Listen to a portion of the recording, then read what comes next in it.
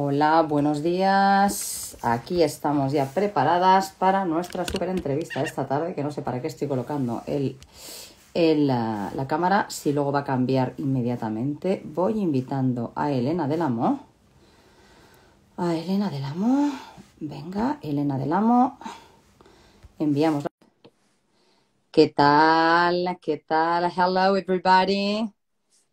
Hello, everybody. Let's try. I'm trying to contact first of all Elena del Amo, which is near me because she's in Madrid like me. Okay. Let's see if I can also. Oh, Buket is here already. Okay, Elena is here, but let's see if she can contact and she can be here. Elena, hello. I will tell you hello to both. Let's check a second because I'm waiting. Elena, and then I will invite Buket, but I don't know what's happening with Elena. I don't know what's happening. Let's see. Okay, Elena, she's telling me that you cannot join us. I don't know why. Let's try to invite Buket in that moment. Oh my God, 1 second. Those are the problems sometimes of the directs of the, okay, Buket. Okay, we have Buket here.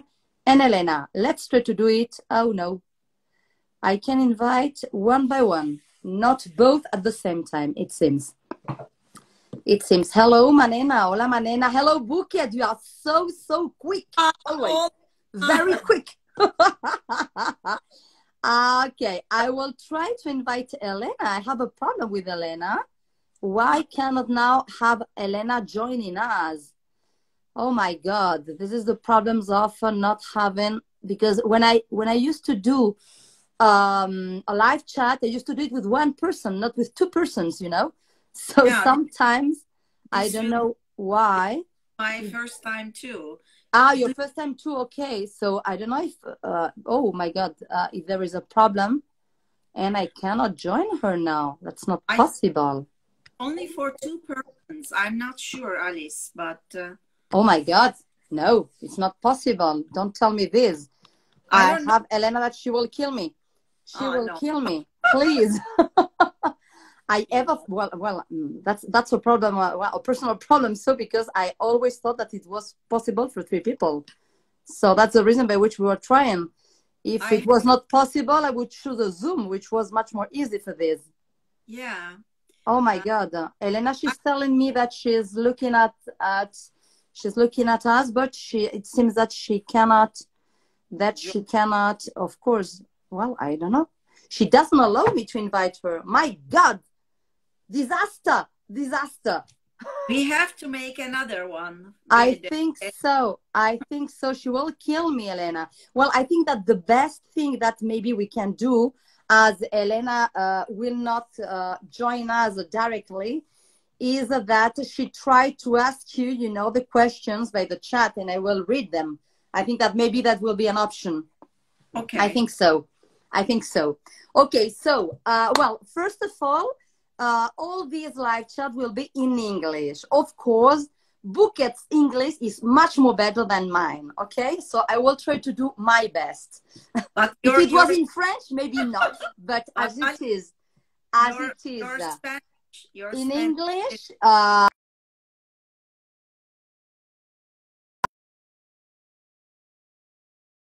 don't know what is happening. Okay, so they're telling me that Elena has to join some kind of things, but they have sent it to me in Japanese, you know. So unfortunately, I don't speak Japanese. It is one of my team girls, which is a crack, but she has herself in Japanese, you know. So she thought that maybe I can understand. Unfortunately, that's not the case. But well, just in case, I'm Alice Fauveau. I'm the founder of Focus on Women, Inspiring Travels, which is a social company which goal is to show women culture in the world and to empower women. So we use to organize trips in all the world. Of course, in Istanbul, which is one of my favorite places. And we are very lucky. I always say that I'm very lucky because one of our hostesses in Istanbul is the crack Buket Uzuner, the writer, which we have here with us. So thank you very much, Buket, for this opportunity to speak to you and to let people, especially people in Spain, know you better, because in Turkey you don't need, of course, to have any presentation. And well, it's the goal of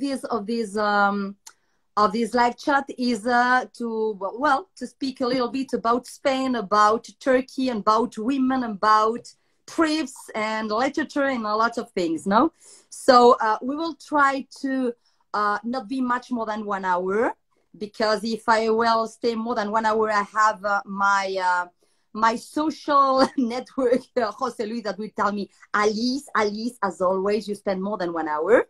So let's try to do it the best we know.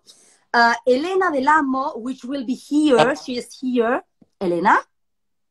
No, I don't listen to her, okay? I'm not listening to her. Well, she is what we call Cicerone, which is the expert women that is coming with our groups to Turkey, to Istanbul. And her role was to ask different things to Buket. So let's go by myself. And Elena, please try to write your questions, and I will try to translate them. I think it will be easy for you. And well, first of all, the first question for Buket. Well, Buket, thank you very much for being here, of course. I think for me, it's very difficult, to introduce you, because you are so famous that all the things that I can say will be a very few ones. So first of all, to say that she's a very strange writer, because she is a biologist, which I ever thought that was not something very usual in a fiction writer. I ever thought that it was like that. So I know, Buket, that since you were a child, you wanted to be an astronaut, and you want also to be a captain submarine, I think. Well, please, that's very interesting to know why you finally has been a writer, because coming from astronaut to writer, it's a little bit, it's a very long way. Well, first of all, I'm very glad that we managed to communicate between Madrid and Istanbul. And my beloved city, Madrid, is very important in my childhood. Most of my travel books readers, they know that how important Madrid and Cervantes in my life. Mm-hmm. Since my childhood, that my primary school teacher us that, in a city called Madrid. Yeah. And this time is before internet. So the young, they don't understand when, in the 60s or 70s, when a teacher says, a city is called Madrid, not very far from here, but still, there is no Google. So you can't go to Google Map and see it. Nice, easy, yeah. So this guy, Cervantes, a great writer, who is sitting there in a statue with Don Quixote. Yeah. Sancho Pancho. Here, can you see these? Alice. Oh, Sancho Panza and Don Quixote. Wow. I didn't know you have them at home. I didn't know it. Oh, I have another one. Look. Oh, my God. Oh, my God. So you have a collection. I have many more of them. Okay, that's interesting to know. Anyway, you have to see this. This is a wonderful piece. But I lost an arm. Actually, he did it. Oh, my God. Anyway, so my teacher told us that, when you go to Madrid, so he told about this statue that he is sitting there, Cervantes, and these two characters of his novel sitting there. So I was thinking, I must go there. But this became kind of the most important travel in my life. Maybe going to, the holy places. Yeah. My childhood holy place was Madrid. Oh my God. So when I went to Norway, got some scholarship and studying microbial ecology. Yeah. It was in early in 1980s. Yeah.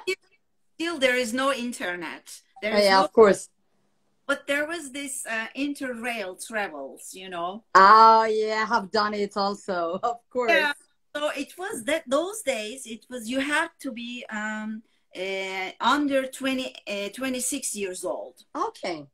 So I took twice until my 26th birthday. Mm-hmm. So thing just imagine from Oslo to Madrid, I took the train. Yeah. So, of course, I stopped that I had a boyfriend in Zurich and, Paris. So I was in Madrid. So it was winter, Christmas time. And okay. Not for Norwegians, but for Spanish and Turkish people, this December is cold for the Mediterranean people. Yeah. And of course, Norwegians were having suntan during December. You know what I mean? I can tell you at 4 degrees now. So I can imagine. Yeah, we are in the same beautiful area called Mediterranean. I think it's one of the greatest thing, a paradise in the world. Okay, so I remember I was 22 or 3 standing in front of this statue in Madrid. So it had been maybe 7 hours. I was looking at it. So my God. Who I met in Carmen de Guzman, who I met in Norway. Now I was visiting in Madrid. She was asking me, begging me, please, we have to go home. It's cold. But yeah, of course. So whenever I go to Madrid, I of course visit there. And I also had a great chance with a group of Turkish television people. Yeah. We went to Madrid and I was the host telling Cervantes to the Turkish literary people on this television show. And that was one of the biggest or happiest time in my life, because I realized I was holding hand that child, the little Buket, at the age of 7, and she was with me there, and I was telling her, look, I did it. Okay, so maybe that was one of the reasons by which you began a writer also. Of course. Oh my God. I think the teachers are very important in your life, Yeah. That teacher, maybe it was only me in the classroom who understood what it meant. Maybe the others were not really interested in it. But sometimes one person, one child is able to change her or his life with the good teacher. So I think, I don't think that teacher of mine is alive, but I always remember him with love. And this is how my Madrid love started, actually. Okay, that's nice. And what, Buket, do you think that the new generations, the new Turkish women now, they want also to be astronaut or captain submarine? So do you think that because it was very strange in a woman in that time, to want to have a profession that was a man profession. Do you think in those days now, actually, they want to be, or do you think that it's always strange now? No, I think it's very common now. Oh, that's nice. Because there are many women in the world who, not many, maybe, but 1/3 of the astronauts are women now. Yeah, no, I know, but I know, for example, one American that just now she was hired by Elon Musk, to go to a new project. But in Turkey, women used to want now to have those professions. It's normal, because one of the things that we have in Spain, for example, they always say that unfortunately there are not so many women continue to, you know, to have professions as engineers, etc. Sometimes it's difficult in the universities and in some professions. So that was the reason by which I wanted to know if in Turkey we have the same model as in Spain, or now women are in all the fields. I think it's especially my mother's generation. We call them Republican generation. Yeah. Because they were the second generation of Atatürk's Republic. Yeah. Reforms and Renaissance. They were, the women were so eager to be in science and engineering field just to prove that Turkish women can do too. Yeah. So I think that this reform movement, this energy was still in my generation girls too. Oh, that's nice. Okay. Now, they're totally different generations all over the world. So the Z generation, they call, you know, that who were born after 2000, year 2000. So they are very similar. Doesn't matter where they are living. Doesn't matter if they are very religious or non-religious. Okay. Are the generation of, this is my own idea, they are the generation of the internet era. Okay. So they are not really a fighting group, you know, they're fighting against things because they can just click on a computer or their telephones and, you know, this, what is it called, these phones, and artificial intelligence in their own life. My generation, for example, we had to learn. I mean, I started to write with the typewriter. So, yeah, of course. We were talking about this with Elena the other day. She told me the same, that her first job was the typewriter. I told her, my God, that's very interesting. It was just this conversation with Elena the other day. Yeah, I mean, I never liked typewriters. And so I was very proud to say to young writers in Turkey that I am maybe the first writer who had a novel written by computer. And that was Commodores. Do you remember Commodore? Yeah. So I wrote the Sound of Fish Steps novel in 1992. Yeah.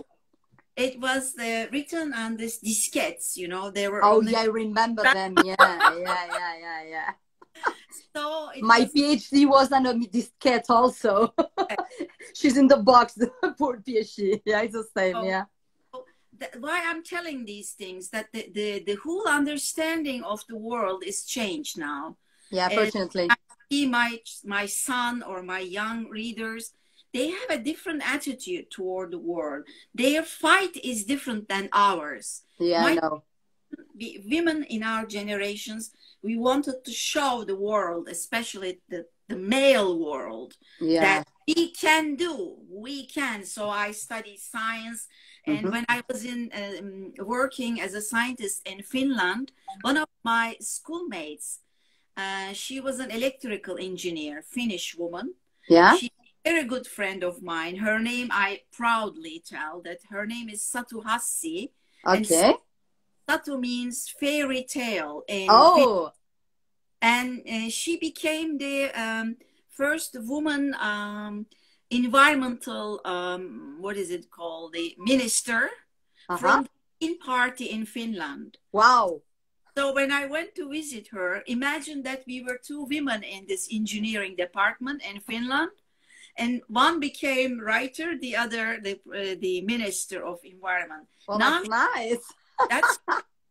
Now she sits in the European Parliament from Finnish Green Party member. That's nice. So you know, our generation women, we had to fight, you know, as body and soul. But it's true.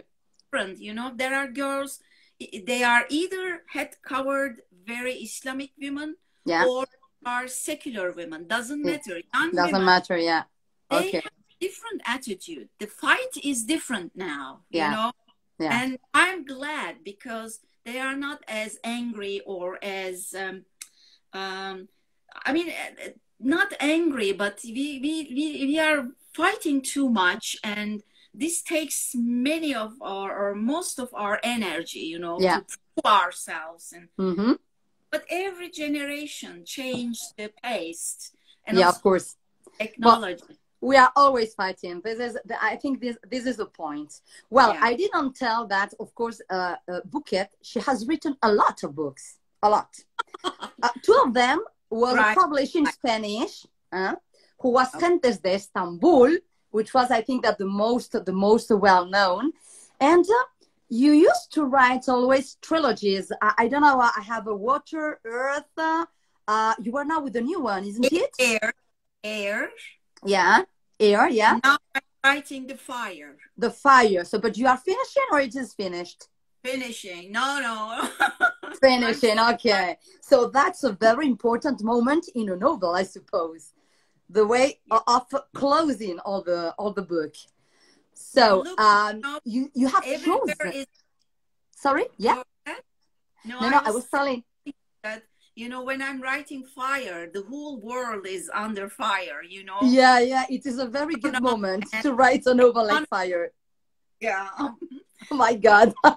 But you have chosen a heroine because Daphne, she is your heroine in those trilogies.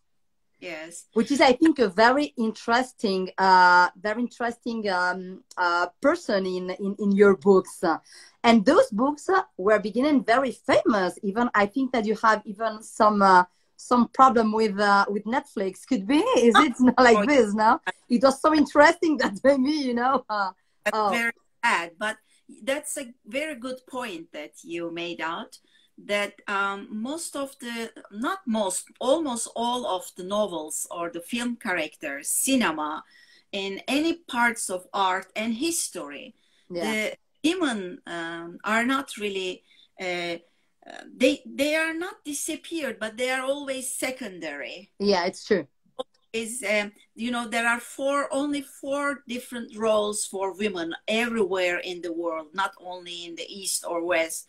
You know, one is this Mother Teresa or, you know, Mother Mary, and she can, you know, give a birth even when she is, how can I say, she is maiden.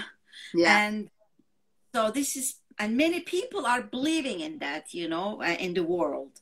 Yeah. And this is a very, this is how we can respect a woman if she is a holy mother. This is one type. The other one is, you know, very intriguing, and this kind of women are, they are like snake, and they are untrusted, and, you know, they can be either a mother of the king, and are the enemy of power. And the other type is just, you know, kind of the woman who is very much busy with herself, and only the female body we can represent them, just the body they are. So in the books, when I was a young girl, in the books, in literature, I had problem like almost all the women or all the world, that to find a heroine, a female character, a leading character. I remember, you probably love too. I loved very much Peter Pan when I was a little girl. Of course, yes. But I thought Peter Pan was a girl because in the theaters, Turkish state theaters, the girl was acting as Peter Pan.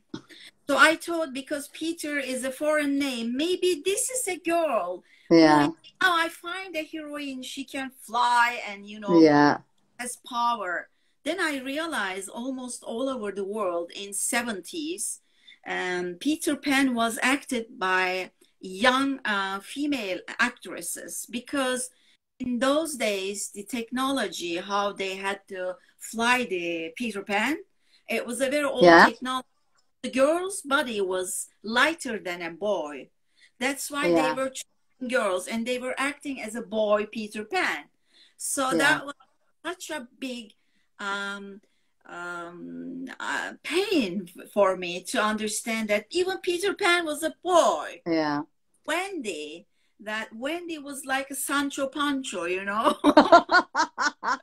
Yes, because if you talk about Dulcinea, which was the woman, you know, in the Quixote, the important woman, because it was, you know, the lady for Quixote, no? It's true that finally Dulcinea, she was not so important. Finally, it was a woman, so that it was like this. Yeah. So so now I understand it, but it's fantastic because now I think that actually, fortunately, cinema, books, now we are used to have heroines. So I think that's fantastic because your Daphne, you know, now even if she has some years, now it's you know, it's in the mood of everything, you know. So that's I think that's great to find a lot to find each time much more heroines in literature, in cinema, and in arts in general. Well, Elena has written to me a mail. Imagine. My She's God. telling me, you know, now in the data, Hola, Elena. I have written to you a question for Buket. So I will read it. So I think that is not so so wonderful, but I will try to read it because she wants to ask and she cannot do it. Okay. So she's telling me, when we first met in Istanbul years ago, you told me about these books and about the connection in them with nature. And even with the shamanic tradition inherited when the ancestors of the Turks were nomadic people and arrived centuries ago from Central Asia. The Turks, well, they came from everywhere. They created a huge empire with people from all over. But let's say first arrived from Central Asia. And I think that's, Elena, she is asking this because those ancient, they were very alive now in Turk society today. And not only in food and tales to children, but even in the religion, in the role of women, even. So she thinks that this huge treasure of Turkish culture is something that very few people know in Spain. It's true, because in Spain, the only thing that we know is the Sephardists come to Turkey, you know, but we don't know very well what was happened there. And she's sure that, you know, that here often we mixed the religion with the Muslim religion, with people, with the Arabs, with speaking Arabic, with the Turks. They don't know, you know. They think that Arabs are everywhere, and that's not the truth. So she wants that you tell us that the Central Asia pre-Islamic tradition that you reflect in your books and that you also see in your daily life in Istanbul. If it is this, okay, I will try to redo it. She is asking that if this pre-Islamic tradition that you reflect in your books is today in Istanbul, you can find it in Istanbul, or it is only, you know, in your novel. Well, it's a very complicated question. Of course, she's a journalist. She will not do it one easy. And also, in almost now, it's been maybe 6 years, except this year because of Corona pandemic, that we are. It's kind of a tradition between you and I and Helena. We are meeting in Istanbul every year. It's a really interesting story what is happening between us, and I'm very enjoying with these meetings. That me too. Don't know that. Maybe I have to explain it that. Every year we meet in Istanbul, women from Focus on Women group. They visit Istanbul and they carry this hardcover book of mine with their bags, and I sign them in my İstanbullular, the Gentes de Istanbul, in translation in Spanish. And they are so happy to have the possibility of knowing you and having your book signed. You cannot imagine. It's like the most special of the trip, which is, well, sincerely, it is a privilege. Oh, that's very kind of them. So we meet somewhere in Kadıköy in a cafe, that coffee shop, this restaurant. They also know that my Spanish people are coming. Dinner. all almost sometimes 10 or 8 women from different cultures, laughters and questions, sometimes tears, because our problems are very common. Yeah, we have a lot of things very common. Very common. Buket, yeah. So that's why Elena knows a lot that I'm talking about this shamanic pre-Islamic culture of Turkish culture or Anatolian culture. So I don't know how can I put in just one sentence, but before all these 3 main religion in the world, the human history is almost similarly very has same tradition, either pagan or shamans, doesn't matter. This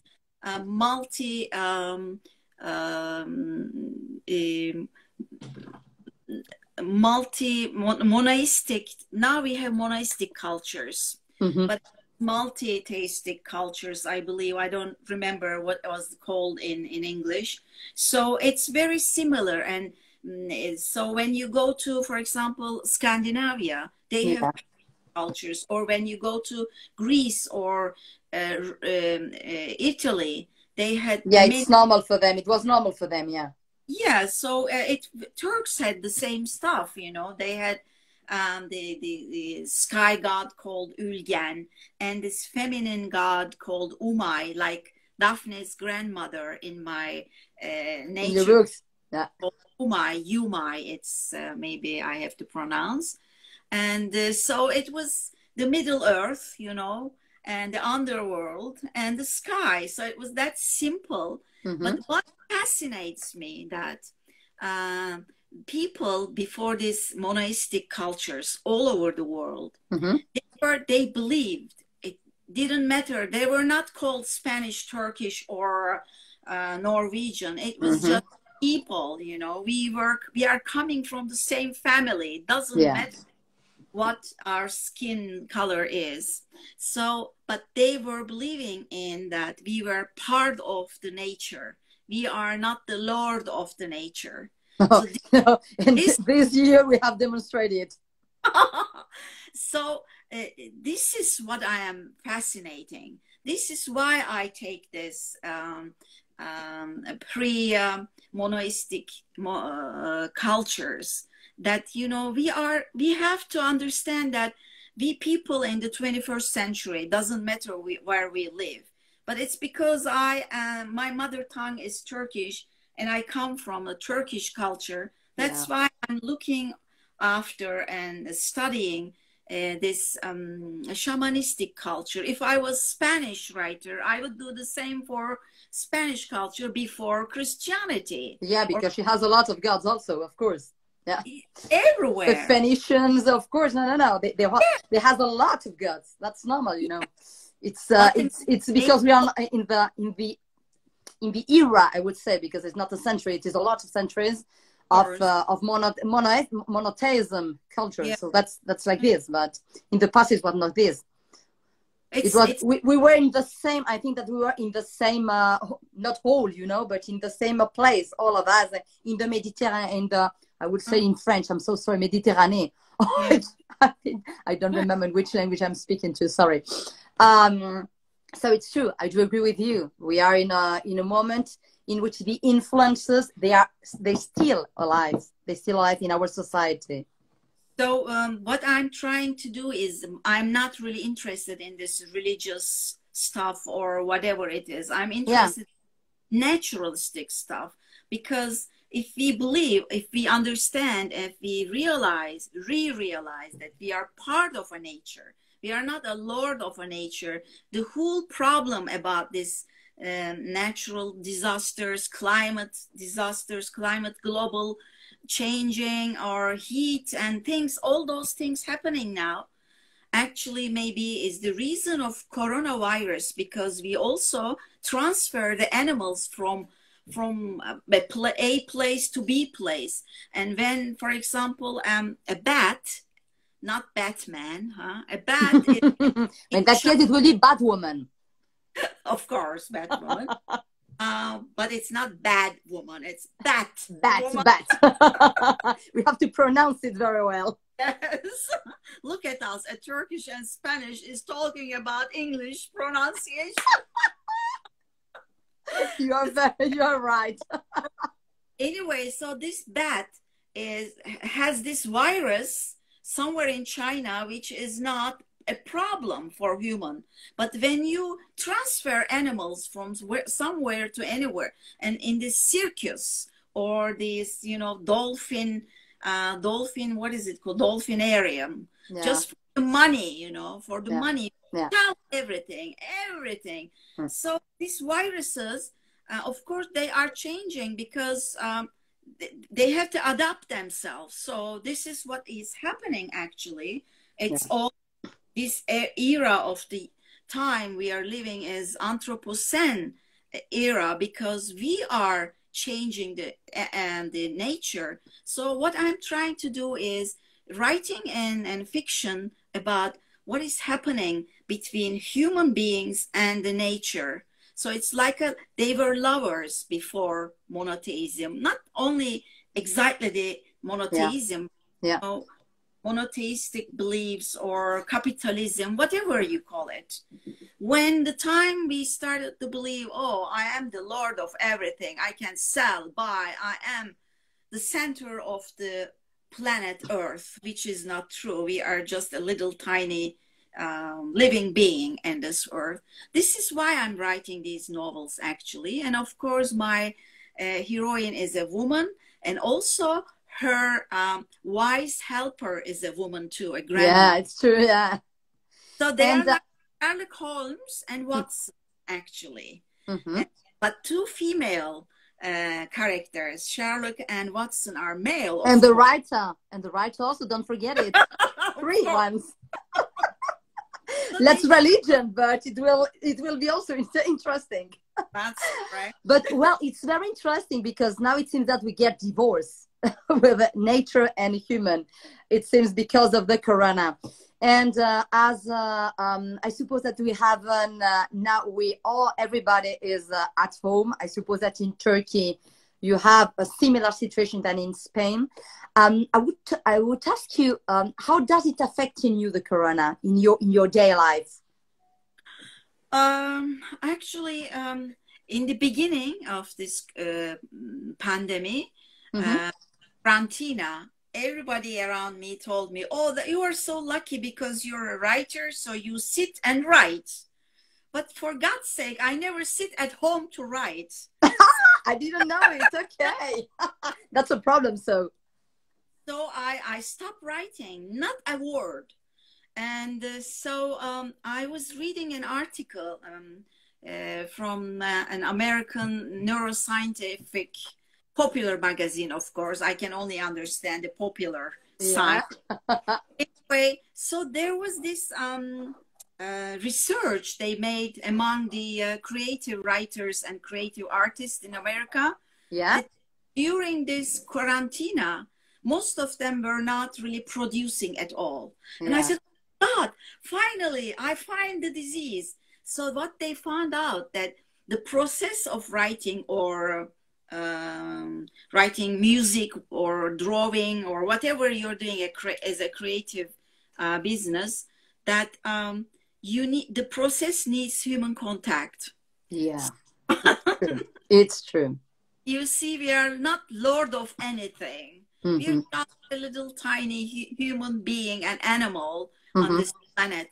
But this, we think ourselves something that we are not really is or are. Yeah. And that was the first 3 months I was writing nothing. Then I went out, especially that restaurant where I meet my Spanish friends. Elena, that. It has very positive energy. Maybe it will be like this because of this. Yeah. But then I started to write. So it was, I was sitting alone and writing. This is how I do it. But I see the people around. And, when I walk in my neighborhood, that I talk to taxi drivers or coffee shop owners and, people, neighbors. So that that is the process what we need as a human animal. Yeah. We need each other's, and we need people. Yeah. And especially our cultures, I think. We are cultures in which we need the contact with people to speak, to share.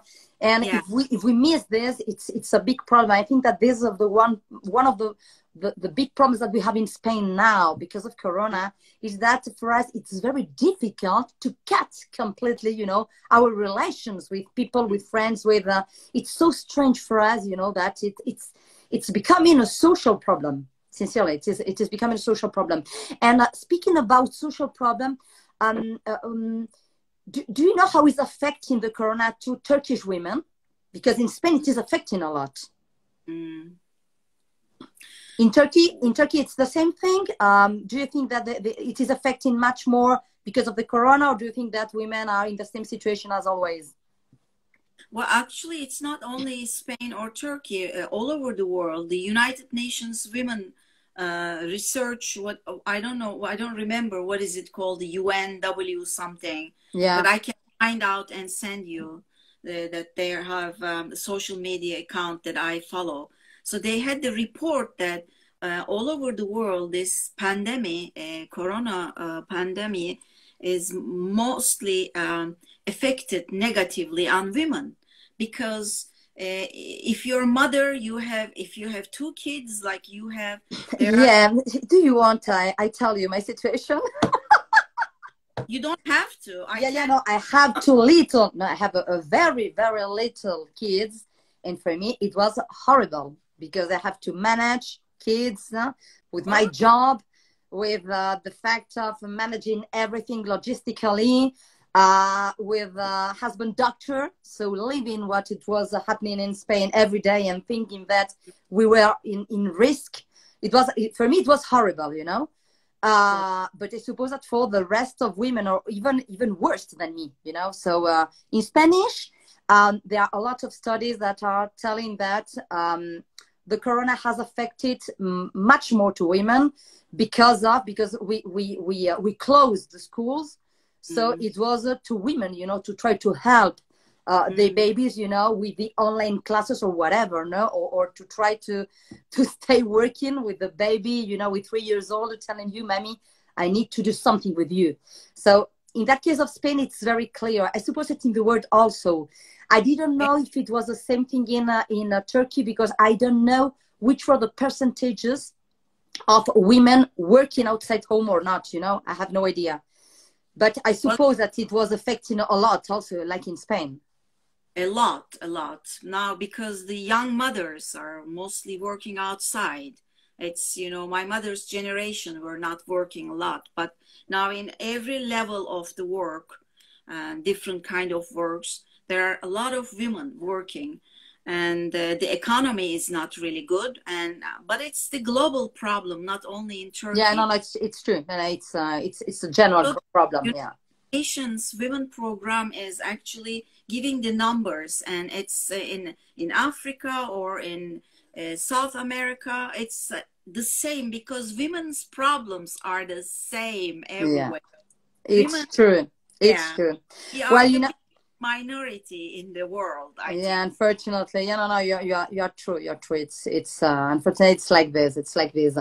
Elena has asked me another thing. There's one more thing I want to add about this women's issue, that before pandemic, women who are working, you and I, like us, that we had our economically, we are independent and we have the money. That's why we can hire another woman to help either cooking or babysitting or extra teachers or cleaning. Now all those women, 4 different women group, they were helping another woman, which is us.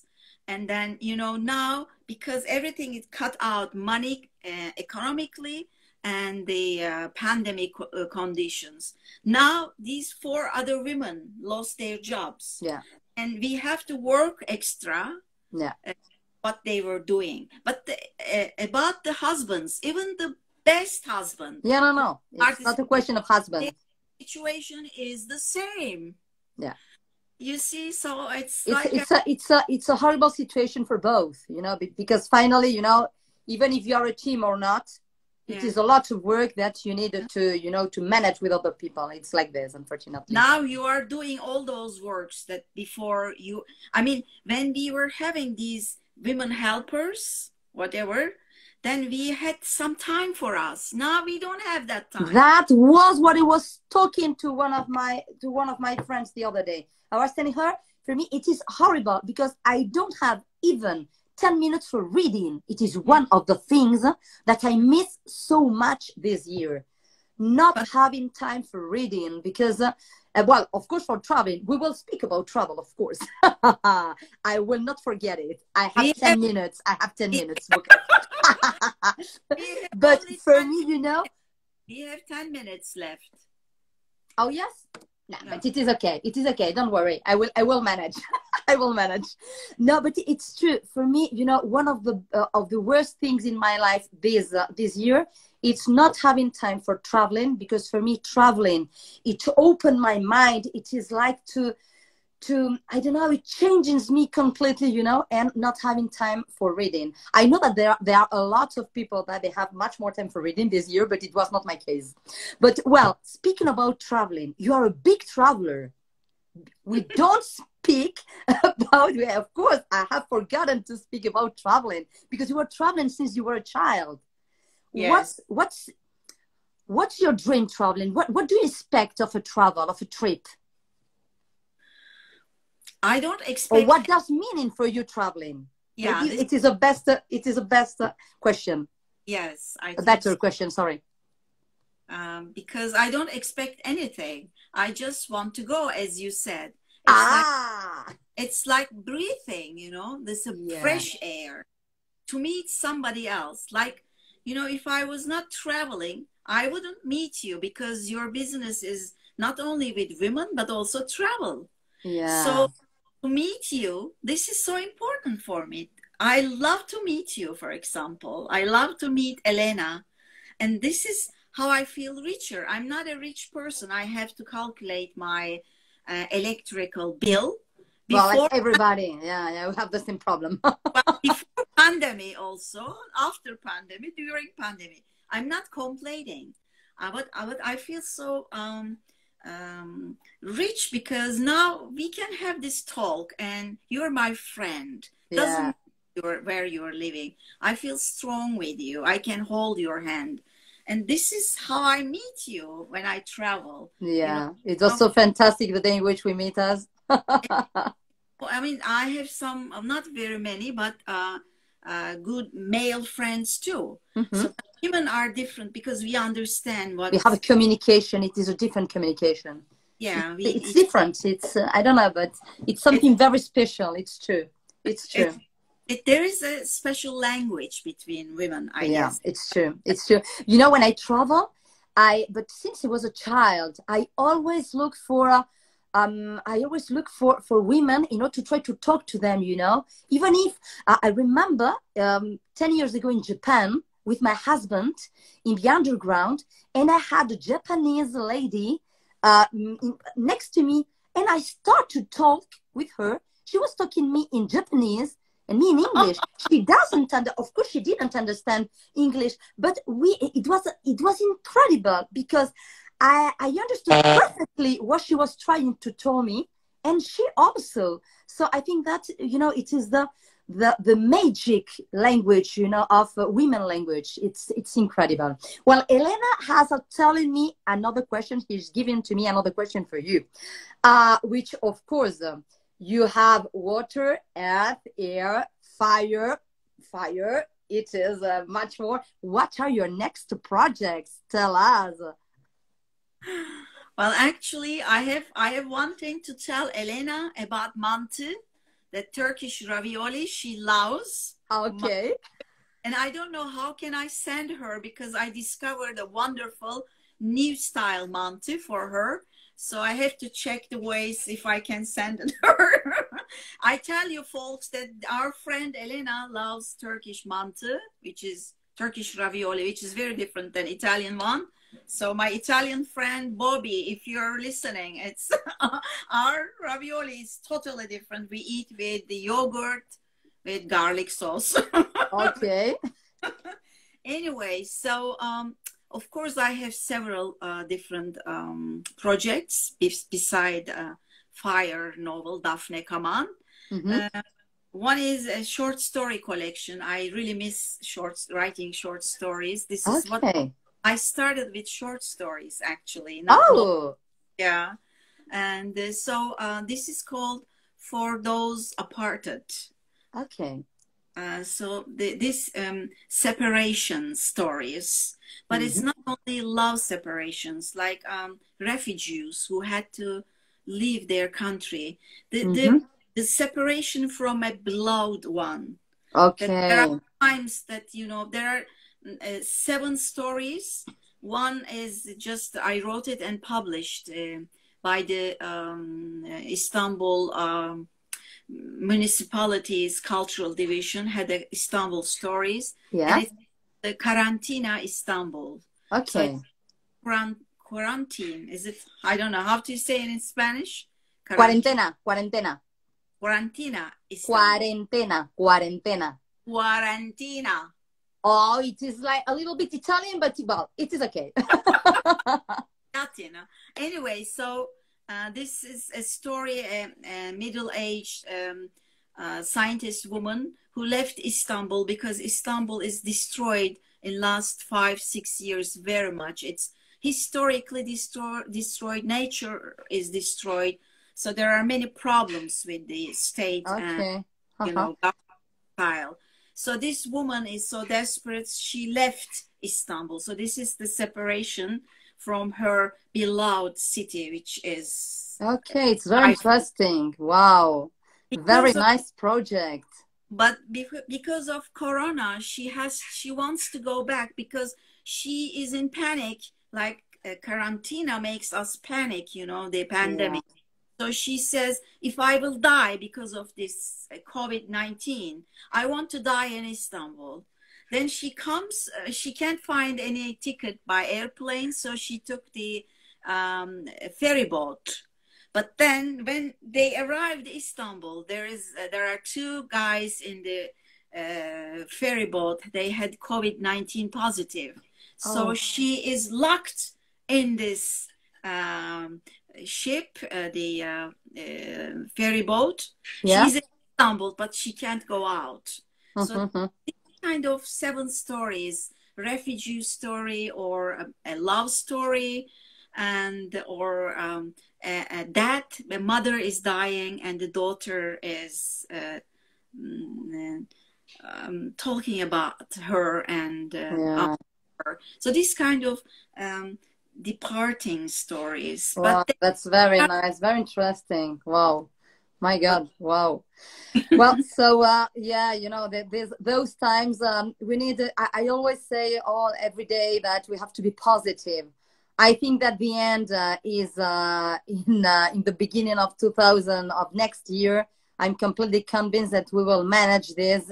I think that we have to change a lot of things because we will be much more respectful with nature, because we will kill the world. And sincerely, I will not. I don't want this for my kids. I think that we have to change now our mentality and our way of living and of doing things. But I hope that next year things will change. I'm convinced. And of course, as things will change, I'm convinced that we can come back to Istanbul. We have expected a trip in July. In July, we will be in Istanbul to see you and to have our wonderful meeting. To meet in June. But then maybe, Alice, maybe you know something that I don't know, something important that you're so sure next year everything will be fine. And I'm sure. No, you know, in my opinion, I think that we will live maybe with COVID or with other diseases in the future. I think that our life will change. I think that travels will change also. We will need to have our vaccines and everything because it's really another way. But for people that like to travel, they will continue to travel. I'm convinced of this. Personally, I will do it. I will do it. And I don't know, I know a lot of people that will do the same thing. Okay, let's meet in July 2021 in July in Istanbul. Kadıköy. I'm waiting for you. Yeah, no, and I will be there. I will be there, I promise. Okay, so we have spent our 1 hour. I will need with you 3-4 hours, of course. This video will be in our Focus on Women. There are a lot of videos. It will be people that want to see it before, later, or even tomorrow, after tomorrow. They can join this video. They can see it, so there will be no problem. Thank you so much. Thank you so much, Buket, for this opportunity to speak to you. You know, for me, it was very important because it is you. And because for me, you know, it is a distance contact, but it is a contact, you know. And I need it. I need it sincerely. This kind of meetings is really positive effect on both of us. And also the people who are watching us, they had a positive feelings that, you know, we are like in sisterhood, supporting each others, and this we need. And I thank you too. And see you soon. Yeah, see you soon, and we will wait for your next book. The Spanish that was listening this video, they can buy your book in Spain now, Gentes de Istanbul. I think that you are looking for a new company, for edition company. Yes. We will try to find another one because I think that you need to have all your books edited in Spanish. We need to have the possibility of reading your books in Spanish, sincerely.